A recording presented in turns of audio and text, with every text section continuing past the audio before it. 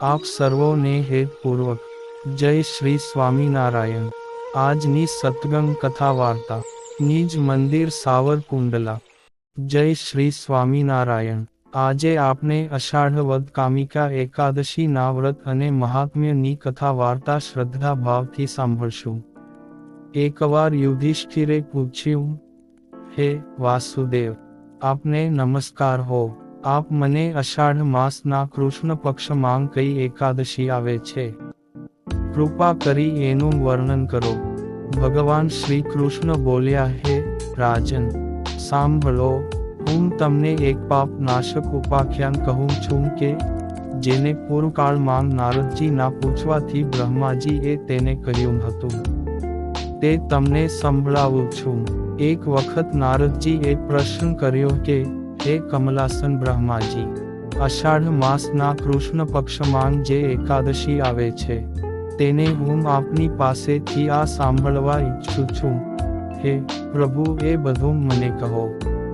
એટલે બ્રહ્માજીએ કહ્યું, હે નારદ, સાંભળો, હું સંપૂર્ણ લોકોના હિતની ઈચ્છાથી તમારા પ્રશ્નનો ઉત્તર આપી રહ્યો છું। અષાઢ માસના કૃષ્ણ પક્ષમાં જે એકાદશી આવે છે એનું નામ કામિકા છે। એના મહાત્મ્યના શ્રવણ માત્રથી વાજપેય યજ્ઞનું ફળ મળે છે।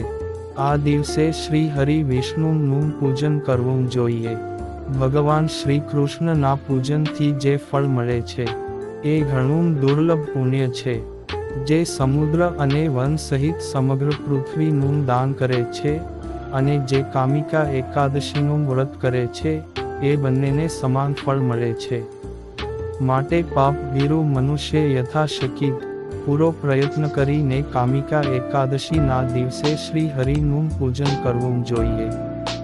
જે પાપરૂપી કીચડથી ભરેલ સંસાર સમુદ્રમાં ડૂબી રહ્યા છે એમનો ઉદ્ધાર કરવા માટે કામિકા એકાદશીનું વ્રત સૌથી ઉત્તમ છે।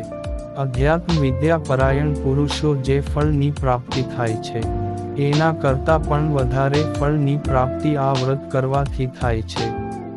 કામિકા એકાદશીનું વ્રત કરનાર મનુષ્ય રાત્રે જાગરણ કરીને ક્યારેય ભયંકર યમદૂતના દર્શન નથી કરતો અને ક્યારેય દુર્ગતિમાં પણ નથી પડતો। લાલ મણિ, મોતી, સુવર્ણ વગેરે દ્વારા પૂજિત થઈને વિષ્ણુ એટલા સંતુષ્ટ નથી થતા કે જેટલા તુલસી દળ દ્વારા પૂજિત થવાથી સંતુષ્ટ થાય છે। જેણે તુલસીની મંજરીઓ દ્વારા શ્રી કેશવનું પૂજન કરી લીધું છે એના જન્મભરના પાપોનો ચોક્કસ નાશ થઈ જાય છે।